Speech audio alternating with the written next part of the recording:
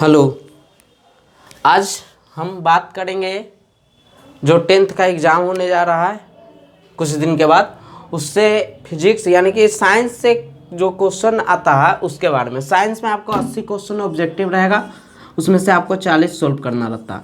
अगर 40 क्वेश्चन को अगर बनाना है, ऐसे आप सब चैप्टर मतलब जो भी है प्रकाश और इलेक्ट्रिसिटी अगर दोनों के देख के जाते हैं तभी 40 को बना सकते हैं। अगर मान के चलिए आप प्रकाश को बढ़िया से देख लेते हैं फिर भी आप 40-35 क्वेश्चन बना दीजिएगा। ठीक, तो आज हम प्रकाश के प्रवर्तन जो पहला चैप्टर है उसको से देखते हैं कि आखिर कैसा कैसा क्वेश्चन बन सकता है जो एग्जाम में आता है।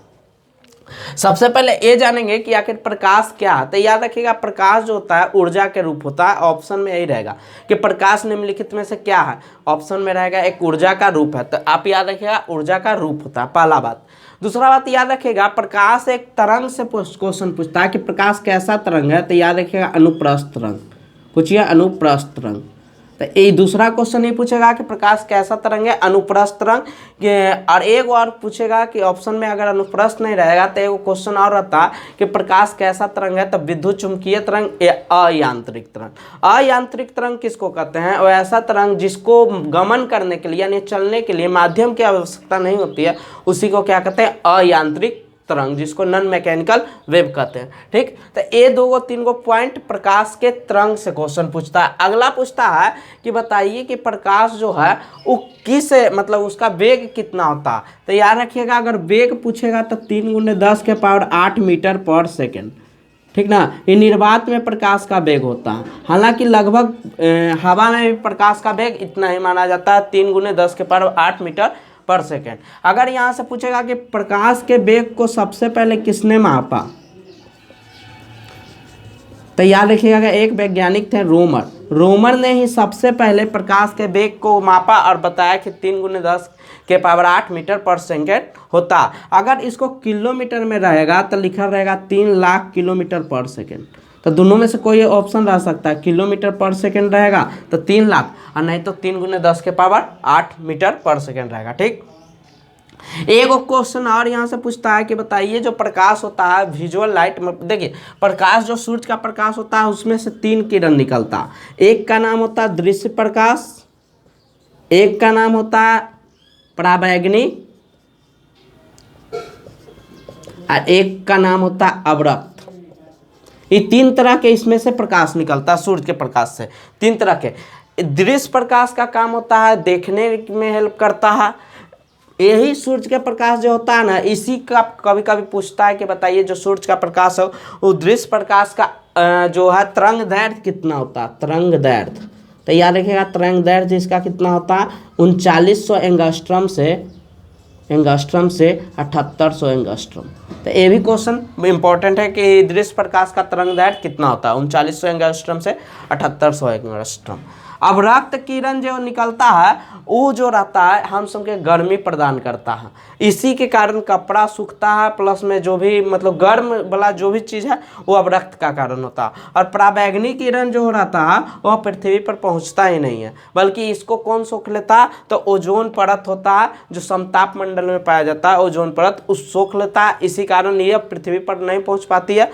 अब देखिए ये हो गया दृश्य पे। अब तरंग दैर्घ्य और वेग से ही 2 क्वेश्चन हो गया। किसने मापा था? सबसे पहले रोमर। एगो सूत्र पढ़ना है मतलब कि प्रकाश के वेग के अगर, तो एक फॉर्मूला था v यानी वेग बराबर n लैम्डा। क्या रहता है? n lambda. v से वेग हो गया, n से होता है आपका आवृत्ति, और ए लैम्डा से होता है तरंग दैर्घ्य। कभी कभी क्वेश्चन पूछ देगा तरंग दैर्घ्य जिसको वेवलेंथ कहते हैं। तो एक क्वेश्चन कभी कभी आपको पूछ देता है सूत्र के निम्नलिखित में से कौन सही है। कभी कभी इसी को उलट के भी पूछ सकता है, v/n बराबर लैम्डा। ऐसे रहेगा कोई एक ऑप्शन के इधर उधर करके और आपको कहेगा निम्नलिखित में से कौन सा गलत है या सही है, या डायरेक्ट पूछ सकता है। ठीक, तो आपको ये याद रखना। याद रखिएगा सूर्य का जो प्रकाश होता है उसमें कितना रंग होता है? 7 रंग। इतना पॉइंट क्लियर होगा। सूर्य के प्रकाश में कितना रंग होता है? 7 रंग होता। कभी कभी क्वेश्चन पूछेगा कि निम्नलिखित में से कौन सा रंग सूर्य के प्रकाश में नहीं पाया जाता, तो याद रखिएगा बैजानी हरा पीलाना पाया जाता, बैजानी ह पीनाला। तो बैगनी हो गया, फिर जामुनी हो गया, नीला हो गया, हरा हो गया, पीला हो गया, नारंगी हो गया और लाल हो गया। याद रखिएगा, अगर इस सातों रंग को मिला दिया जाए तो कौन सा रंग बनेगा? श्वेत रंग। यानी जो प्रकाश होता है श्वेत प्रकाश, उसमें कितना रंग रहता है? सूर्य के प्रकाश में 7। इस सातों को अगर मिला दिया जाए तो के रंग में भी वक्त होगा 7 रंग में और श्वेत रंग बनेगा सातों के मिलाने से। कभी कभी क्वेश्चन पूछता है कि सूर्य के प्रकाश में 7 रंग होते हैं, इसका खोज किसने किया था? तो न्यूटन ने। न्यूटन खोज नहीं किए थे, जब रूम में वो बैठे हुए थे तो उसके मतलब कि कहीं बिल में से आ रहा था सूर्य का प्रकाश, जब प्रिज्म पर पड़ा था तो वो 7 भागों में बट गया था। उसके बाद इनको दिमाग में आया, हलचल हुआ था, उसके बाद ही बताएं, मतलब उस पर एक तरह से खोज किए, मतलब ऑब्जर्वेशन किए, कुछ प्रयोग किए, उसके बाद ये बताएं कि सूर्य के प्रकाश में कितना रंग होता है? 7 रंग। ठीक है,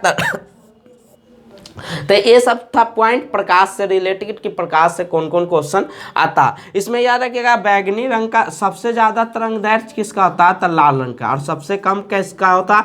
बैगनी का। ठीक, ये क्वेश्चन हमेशा पूछता है कि निम्नलिखित में से सब, कभी कभी क्वेश्चन कहेगा कि निम्नलिखित में से किसका है और लाल ऑप्शन नहीं रहेगा, तो याद रखिएगा ई जो रहेगा ट्रिक ना, ये आपको दिमाग में रहेगा तो आप मार सकते हैं। इसको पीछे से सबसे ज़्यादा होता है, उसके बाद सबसे कम आगे वाला, तो पीछे वाला से जे मतलब अपना बैठा लीजिएगा तो आपको पता लग जाएगा कि किसका तरंगदैर्घ्य सबसे ज़्यादा होता है। ठीक है, अब आते हैं प्रकाश के से मेन जो क्वेश्चन होता है दर्पण से उठाता है और परावर्तक सतह और परावर्तन से। सबसे पहले क्वेश्चन होता है कि परावर्तक सतह किसे कहते हैं? तो परावर्तक सतह उसे कहते हैं जिस सतह से प्रकाश टकराने के बाद वापस उसी माध्यम में लौट जाती है, उसी को क्या कहते हैं? परावर्तक सतह कहते हैं। और ऐसी घटना को क्या कहते हैं? प्रकाश का परावर्तन। प्रकाश का परावर्तन 2 तरह का होता है, एक होता है नियमित परावर्तन, एक होता है अनियमित। तो अनियमित एक तरह से हम समझ के पढ़ना भी नहीं है, और कुछ मतलब अगर अनियमित सतह यानी रुखड़ा सतह से अगर प्रकाश का परावर्तन होता तो अनियमित होता, जबकि दर्पण या चिकनी सतह से जब परावर्तन होता उसको कैसा परावर्तन कहते हैं? नियमित परावर्तन। अब देखिए, नियमित परावर्तन में 3 गो चीज याद रखिएगा कि जो प्रकाश की किरण सतह पर टकराती है उसको कहते हैं आपतित किरण, और जो प्रकाश के मतलब सतह से टकराने के बाद प्रकाश की किरण जो वापस लौटती है उसी को कहते हैं परावर्तित किरण। ठीक, और ये जो बिंदु जहां पर टकराती है उसी को कहते हैं आपतन बिंदु। आपतन बिंदु पर खींचा गया लंब क्या कहलाता? अभिलंब कहलाता, जिसको इंग्लिश में नॉर्मल बोलते हैं।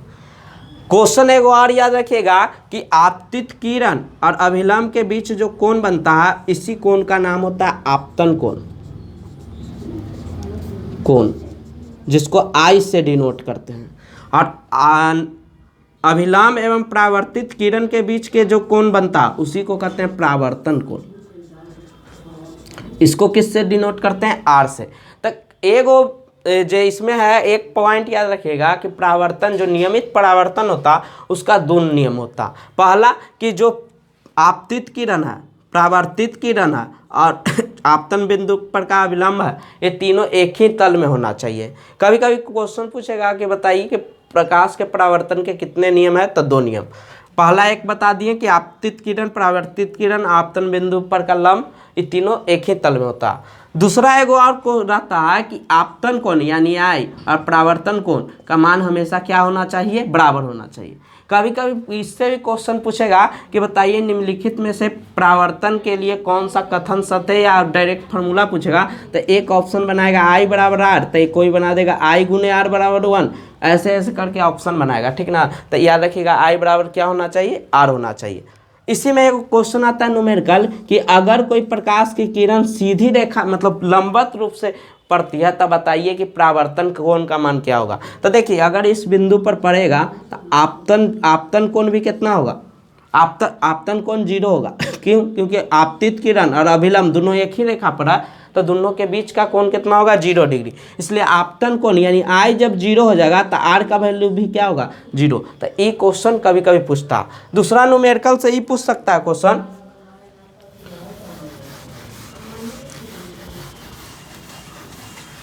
कि यदि कोई प्रकाश की किरण सतह के साथ मान के चलिए 30 डिग्री का कोण बनाती है, तो बताइए कि आपतन और परावर्तन कोण। तो जब सतह के साथ 30 बना रहा तो ये तो पूरा 90 होता, तो 30 अगर खत्म हो गया तो 60 डिग्री को क्या होगा? आपतन कोण। अगर आई का वैल्यू 7 हो गया तो आर का वैल्यू भी कितना होगा? 60। तो परावर्तन कोण आपतन कोण कितना होगा? 60। यहाँ ध्यान रखिएगा, जब सतह के साथ रहेगा तो 90 में से घटा के देखते हैं, ठीक। अगर डायरेक्ट कहेगा कि यदि आपतन कोण का मान 30 डिग्री है, तो बताइए परावर्तन कोण का मान कितना होगा? तो डायरेक्ट 30 डिग्री हो जाएगा, ठीक। तो ये क्वेश्चन कभी कभी पूछता है परावर्तन से। अब परावर्तन बता दिए कि कितना तरह के होता। अब देखना है कि दर्पण में परावर्तन क्या कैसे होता। इसमें सबसे पहले ये देखेंगे कि आखिर दर्पण क्या होता है और दर्पण को कितने भागों में बांटा गया।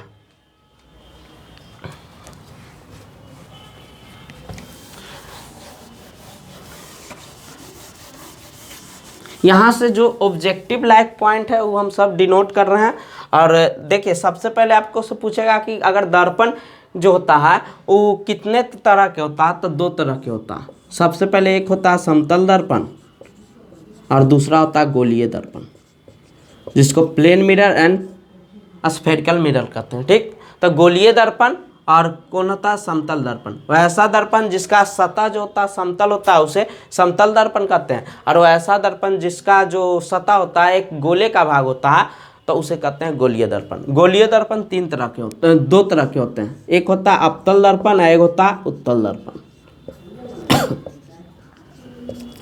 अब देखिए सबसे पहले हम देख लेंगे कि दर्पण कोई रहता है तो उसमें कुछ जैसे समतल में तो नहीं, लेकिन अवतल और उत्तल में जो रहता है उसमें कुछ पॉइंट है।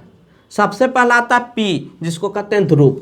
कहेगा कि ध्रुव क्या होता है, डायरेक्ट क्वेश्चन पूछेगा कि बताइए दर्पण का जो मिड पॉइंट होता है यानी मध्य बिंदु, उसको निम्नलिखित में से क्या कहते हैं। ऑप्शन में रहेगा त्रिज्या, वक्ता केंद्र, ध्रुव, ये सब रहेगा। फोकस। तो याद रखिएगा जो दर्पण का मध्य बिंदु होता है वही क्या कहलाता है? ध्रुव कहलाता है, ठीक। दूसरा क्वेश्चन याद रखिएगा, कहेगा कि बताइए वक्ता केंद्र क्या होता है। तो वक्ता केंद्र के डिनोट करते हैं सी से। तब जो गोलीय दर्पण होता है जिस गोले का भाग होता है उसके केंद्र को ही क्या कहते हैं? जैसे मान के चलिए ई है, इसको अगर गोला बनाया जाए तो इसका केंद्र कहीं ना कहीं होगा, तो यही केंद्र इसका क्या कहलाएगा? वक्ता केंद्र। दूसरा पॉइंट याद रखिएगा कि वक्ता केंद्र को सी से डिनोट करते हैं, और ध्रुव से याद रखिएगा कि दर्पण में कोई भी दूरी जो होता है वो कहाँ से मापा जाता है? पी से, यानी ध्रुव से। ये याद रखिएगा, दर्पण में सभी दूरियां ध्रुव से मापी जाती है। और यही लेंस के बारे में जब बताएंगे तो बताएंगे सब जितना भी लेंस में दूरी होता है प्रकाशीय बिंदु से नापा जाता है। प्रकाशीय बिंदु जो अंदर में रहता है वहाँ से डिनोट किया जाता है, ठीक। और वक्ता केंद्र और ध्रुव ये दोनों के बीच के दूरी को ही त्रिज्या कहते हैं, वक्ता त्रिज्या, जिसको रेडियस ऑफ कर्वेचर बोलते हैं और इसको सेंटर ऑफ कर्वेचर बोलते हैं, ठीक। अब एक क्वेश्चन आता है कि एक होता है मुख्य अक्ष। तो मुख्य अक्ष किसको कहते हैं? कि वैसी किरण मतलब ऐसा लाइन जो वक्ता केंद्र से होकर गुजरता है और आगे जाके ध्रुव पर मिलता है उसी को क्या कहते हैं? मुख्य अक्ष कहते हैं। क्या कहते हैं? मुख्य अक्ष। तो एक क्वेश्चन रहता है फोकस के डिफिनेशन, और या तो निम्नलिखित में से कथन बना के और कहेगा इसे कहते हैं। तो याद रखिएगा, अगर कोई किरण मुख्य अक्ष के समानांतर जाती है और जाने के बाद अगर दर्पण से टकराने के बाद जिस बिंदु पर मिलती है या मिलती हुई प्रतीत होती है उसी बिंदु का नाम क्या होता है? फोकस। क्या होता है? फोकस। मुख्य अक्ष के समानांतर जाती हुई रेखा या किरण जिस बिंदु पर परावर्तन के बाद मुख्य अक्ष पर जिस बिंदु पर टकराती है उसी को क्या कहते हैं? फोकस कहते हैं। और फोकस और ध्रुव के बीच की दूरी को ही क्या कहते हैं? फोकस दूरी। कुछ कहते हैं फोकस दूरी। तो याद रखिएगा, वक्ता त्रिज्या को कैपिटल आर से डिनोट करते हैं और फोकस को डिनोट किससे कहते हैं? तो फोकस को कैपिटल एफ, और जबकि फोकस दूरी को किससे डिनोट करते हैं? तो स्मॉल एफ, ठीक। स्मॉल एफ से किसको डिनोट करते हैं, फोकस दूरी को डिनोट करते हैं, ठीक है। तो ये सब पॉइंट था जिसको आपको याद रखना है, डायरेक्ट क्वेश्चन पूछेगा कि बताइए कि मुख्य अक्ष क्या होता है, स्टेटमेंट देखें, ठीक। इसके बाद हम देख लेते हैं कि इसका चिन्ह परिपाटी से भी क्वेश्चन पूछता है कि पहले देख लेते हैं कि दर्पण जो होता है उसमें क्या क्या प्रॉपर्टी है। तो सबसे पहले याद रखिएगा समतल दर्पण में, समतल दर्पण का पहला चीज याद रखिएगा कि समतल दर्पण का जो सतह होता है एकदम चिकना होता। दूसरी बात, प्रकाश का परावर्तन कैसा होगा, नियमित परावर्तन होगा। तीसरा पॉइंट कि जो समतल दर्पण होता है ये हमेशा काल्पनिक प्रतिबिंब और बराबर साइज का प्रतिबिंब बनाएगा। प्रतिबिंब जो बनाएगा वो हमेशा बराबर साइज रहेगा, साइज में बराबर, प्लस में काल्पनिक, और काल्पनिक प्रतिबिंब या आभासी प्रतिबिंब हमेशा क्या होता है, सीधा होता, और उतना ही दूरी पर बनाता है जितना दूरी पर वस्तु रखा जाए। इस हम क्वेश्चन पूछता है डायरेक्ट, ठीक। दूसरा पॉइंट याद रखिएगा, अगर पूछ दिया जाए कि समतल दर्पण का जो वक्ता केंद्र होता है या फोकस, दोनों में से कोई पूछेगा कि वक्ता केंद्र कहाँ होता, तो याद रखिएगा अनंत पर। कहाँ होता, अनंत पर। वक्ता केंद्र या फोकस दोनों कहाँ पर माना जाता, अनंत पर। इसके अलावा क्वेश्चन इसको और रखेगा, कहेगा कि बताइए समतल दर्पण का उपयोग कहाँ कहाँ होता। तो याद रखिएगा समतल दर्पण का उपयोग हम लोग घरेलू कार्य में करते हैं, चेहरा देखने के लिए। दूसरा, अगर मान के चलिए एक और क्वेश्चन पूछता है कि समतल दर्पण में एक पार्श्विक उत्क्रमण होता। पार्श्विक उत्क्रमण कहने का मतलब जब दर्पण के सामने कोई अक्षर लिखा जाता है तो उसका लेफ्ट का राइट और राइट का क्या हो जाता है, लेफ्ट हो जाता है। इसी घटना को क्या कहते हैं, उसी घटना को पार्श्विक उत्क्रमण कहते हैं, ठीक। तो इसका प्रयोग मतलब उसमें होता है। दूसरा, इसी कारण क्वेश्चन पूछता है कि बताइए जो एम्बुलेंस पर लिखा हुआ अक्षर होता है उल्टा काहे लिखा रहता, क्योंकि समतल दर्पण सब मिरर में लगाए हुए रहता, मतलब कोई भी दर्पण रहता समतल रहे चाहे उत्तर रहे दोनों में उल्टा दिखाई पड़ता, जिसके कारण वो जो रहता है ड्राइवर उसको पढ़ने में दिक्कत होता। इसलिए एम्बुलेंस पर लिखा ही जाता है उल्टा, ताकि दर्पण में जो साइड मिरर रहता है उसमें सीधा दिखाई पड़े, ठीक ना। इसलिए पार्श्विक उत्क्रमण होता। एक क्वेश्चन पूछा जाता है कि बताइए समतल दर्पण का एक और उपयोग जो है, जो सबसे फेमस है, जिसको युद्ध में कभी कभी सैनिक लोग यूज करता है, जिसका नाम होता है पेरिस्कोप। क्या होता है, पेरिस्कोप। तो कभी कभी क्वेश्चन पूछेगा बताइए पेरिस्कोप में किस प्रकार के दर्पण का प्रयोग किया जाता है। तो समतल कितना डिग्री पर रखा जाता है, तो याद रखिएगा 45 डिग्री पर, ठीक ना, 45 डिग्री पर रखा जाता है। इसमें क्या होता है कि मान के चलिए यहाँ पर कोई समुद्र है, अब समुद्र में नीचे छिपा हुआ है सैनिक, और अगर ऊपर उधर से दुश्मन आ रहा है तो इसको बिना मूड़ी दिखाए इसको निकाल कर देख लेता है कि किन्ने से दुश्मन आ रहा, तो इसका प्रयोग करता है सैनिक लोग, ठीक ना। तो इस सब हो गया। एक और होता है कैलिडोस्कोप। कैलिडोस्कोप में भी किस दर्पण का उपयोग किया जाता है, समतल दर्पण के, जिसमें क्या होता है खिलौना टाइप के रहता है, जिसके अंदर बहुत सारा बुरादा इसमें भर के चमकीला, और उसको नचाया जाता है ना तो थोड़ा सा चमकीला दृश्य दिखाई देता, यही कैलिडोस्कोप कहलाता है, ठीक। तो कैलिडोस्कोप, पेरिस्कोप, इसमें क्या होता है, समतल दर्पण का उपयोग होता है, ठीक है।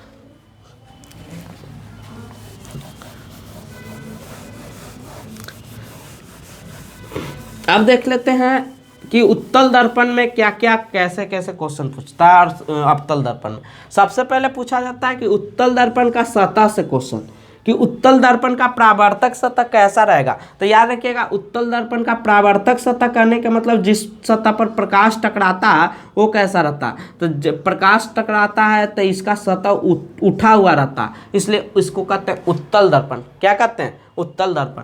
और अवतल दर्पण का जो परावर्तक सतह है वो कैसा रहता है, धंसा हुआ। जो ऐसे ऐसे रंग रहे हैं ना, ये एक तरह से रंगा हुआ भाग होता है, जिसको कहते हैं कलई किया हुआ भाग, पेंटिंग भाग रहता है, ठीक ना, पॉलिश भाग रहता है।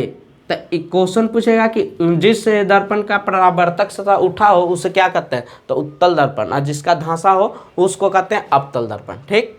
उत्तल दर्पण पर कोई भी प्रकाश की किरण आता ना तो इसको फैलाने का काम करता, ठीक ना, इसी कारण इसको कहते हैं अपसारी। कौन दर्पण, अपसारी दर्पण,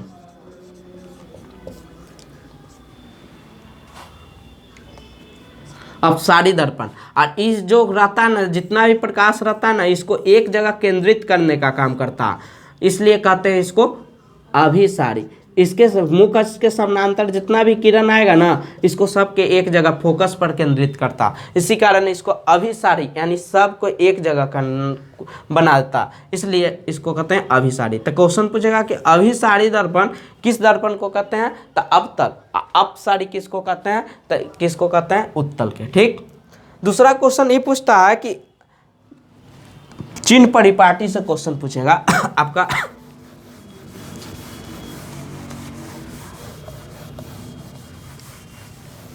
चिन्ह परिपाटी में क्वेश्चन ऐसे पूछेगा कि आपको दर्पण का नाम दे देगा और कहेगा कि इसका फोकस जो होता कैसा होता। तो देखिए, चिन्ह परिपाटी बनाने के लिए आपको नियामक ज्यामिति का ज्ञान होना चाहिए। ऐसे आप रट भी लीजिएगा, याद रखिएगा, उत्तल दर्पण में और अवतल दर्पण में। उत्तल दर्पण का जो फोकस होता है और वक्ता केंद्र होता है, केंद्र, ये दोनों वक्ता दूरी है, फोकस दूरी और वक्ता त्रिज्या, ये दोनों का दोनों वैल्यू जो होता है पॉजिटिव में होता है। ठीक ना, यानी कि इसका वक्ता केंद्र उत्तल का पॉजिटिव में और अवतल का हमेशा क्या रहेगा, फोकस दूरी नेगेटिव में। फोकस दूरी और वक्ता त्रिज्या ये दोनों नेगेटिव यानी माइनस में रहता है। ठीक। इसके बाद याद रखिएगा, हम उपयोग कुछ बताते हैं। अवतल दर्पण का सबसे ज़्यादा उपयोग पूछा जाता है और उत्तल दर्पण का दो उपयोग सबसे ज़्यादा फेमस है। एक है साइड मिरर, साइड मिरर।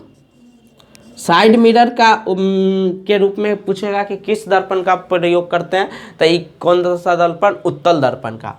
ठीक। और एगो पूछेगा वेपर लाइट, यानी जहाँ पर प्रकाश को फैलाना रहता है उसमें कौन सा दर्पण का यूज करते हैं, तो उत्तल दर्पण। तो दो गो याद रखिएगा, एगो साइड मिरर के रूप में, एगो वेपर लाइट के रूप में। यानी रोड लाइट जो होता है किनारे, मतलब रोड के किनारे लगा हुआ, उसमें किस तरह का यूज होता है, साइड मतलब उत्तल दर्पण का। इसी में एगो क्वेश्चन याद रखिएगा कि जो पीला बत्ती वाला मतलब पीला लाइट लगा रहता है गली या कहीं रोड पर, तो पूछेगा कि उसमें कौन सा धातु का प्रयोग करते हैं, तो याद रखिएगा सोडियम। उसको सोडियम लैंप के नाम से जाना जाता है। ठीक ना, तो ये वाला याद रखिएगा। अब है अवतल दर्पण का उपयोग। तो अवतल दर्पण का सबसे बड़ा उपयोग सबसे ज़्यादा पूछा जाता है। इसमें एक ट्रिक याद रखिएगा, दादू मोड़ो सटाए।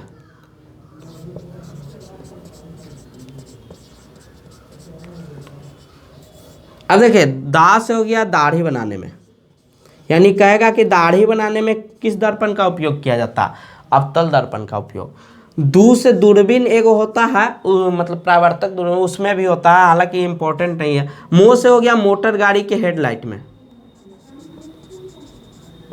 रो से हो गया रोगियों के आंख नाक कान अगर चेक करना रहता है, तो किस दर्पण का उपयोग डॉक्टर करता है, अवतल दर्पण। एक होता है सो से होता है सोलर कुकर। सोलर कुकर में जो होता है किस प्रकार के दर्पण का उपयोग किया जाता है, तो अवतल दर्पण। रीजन क्या है कि सूर्य के प्रकाश जब आता है अनंत से, तो जब इसको से टकराता है अवतल दर्पण से, तो इस सब को एक जगह मतलब जितना भी किरण रहता है एक जगह जमा कर देता है, जिसके कारण इससे आने वाला जितना भी एनर्जी रहता है वो सब एक केंद्र में सब इकट्ठा हो जाता है। और जब यहाँ पर कोई भी सामान रखते हैं बनाने के लिए भोजन, तो ये तुरंत हीट कर देता है, इसी कारण इसका प्रयोग करते हैं सोलर कुकर में भी। एक होता है टॉर्च, पूछेगा टॉर्च में किस दर्पण का, या सर्च लाइट कहेगा, सर्च लाइट या टॉर्च में किस दर्पण का उपयोग किया जाता है, तो याद रखिएगा कौन सा दर्पण, अवतल दर्पण। तो दाढ़ी बनाने में फेमस है, मोटर गाड़ी के हेडलाइट में, रोगियों के आँख नाक, सोलर कुकर और टॉर्च। ये 5 गो क्वेश्चन पूछता है। ठीक।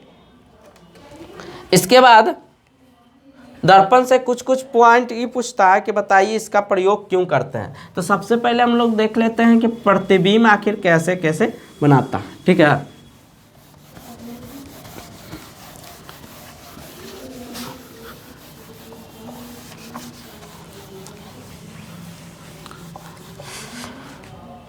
तो देखिए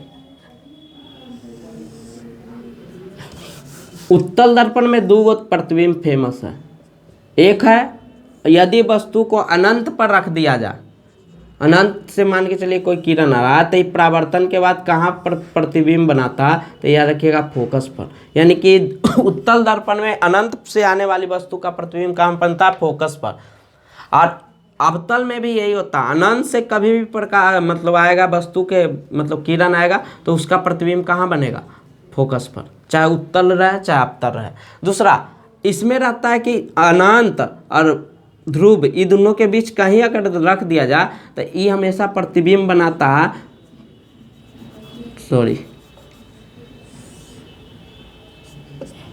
ये उत्तल दर्पण था इसलिए ऊपर जाएगा, ये मिलता हुआ कहाँ होगा, प्रतीत फोकस पर, ठीक, फोकस। अब देखिए अगर हम मान के चलते हैं कहीं भी ध्रुव और अनंत के बीच कहीं भी रख देते हैं तो ये जो बनाएगा वो हमेशा बनाएगा फोकस और ध्रुव के बीच, ठीक ना। यानी मिलता तो नहीं है लेकिन मिलता हुआ प्रतीत होता। और उत्तल दर्पण हमेशा काल्पनिक प्रतिबिंब बनाता है और वस्तु से हमेशा छोटा बनाएगा, जबकि समतल दर्पण वस्तु के बराबर साइज का बनाता है। और दोनों उत्तल और प्लस में समतल ये दोनों हमेशा जो प्रतिबिंब बनाएगा ये कैसा बनाएगा, ये हमेशा बनाएगा काल्पनिक, ठीक ना। अब देखिए कुछ कुछ सूत्र बताते हैं, जैसे एक याद रखिएगा दर्पण सूत्र। दर्पण सूत्र होता है 1/v + 1/u बराबर 1/f, या ऐसे भी लिखा रहेगा 1/u + 1/v बराबर 1/f, ठीक। तो एक कहलाता है दर्पण सूत्र। एक होता है मतलब कि लेंस सूत्र 1/v - 1/u बराबर 1/f। तो ये दोनों में कन्फ्यूजन नहीं होइएगा, ठीक। और v क्या होता है, तो याद है क्या, v जो होता है प्रतिबिंब से दूरी बताता, u वस्तु से दूरी बताता, f फोकस दूरी बताता, ठीक है।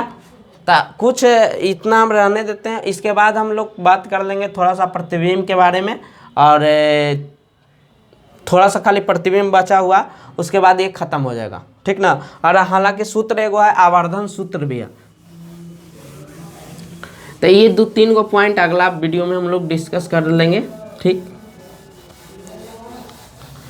और इस सब के एक बार ध्यान से देख लीजिएगा, तो इससे बहुत सारा क्वेश्चन आता है। उसके बाद हम अपवर्तन से उठा लेंगे, एगो मतलब रंगीन दुनिया और आँख से क्वेश्चन होता है, वो 3-4 वीडियो अगर बना देंगे तो आपका मतलब साइंस का बहुत सारा टॉपिक, फिजिक्स का जो भी रहता है ना वो सब निपट जाएगा। और उसी तरह केमिस्ट्री का कुछ है, जैसे मान के चलिए प्रकाश से कम 8-9 क्वेश्चन पूछेगा ही, और कुछ मान के चलिए केमिस्ट्री का याद कर लीजिए, बायोलॉजी का 30-40 क्वेश्चन आप लोग बना सकते हैं, ठीक। तो इसमें लगभग हम 50 से 60 को ऑब्जेक्टिव को डिस्कस कर दिए हैं, ठीक है। मिलेंगे अगले वीडियो में। जय हिंद।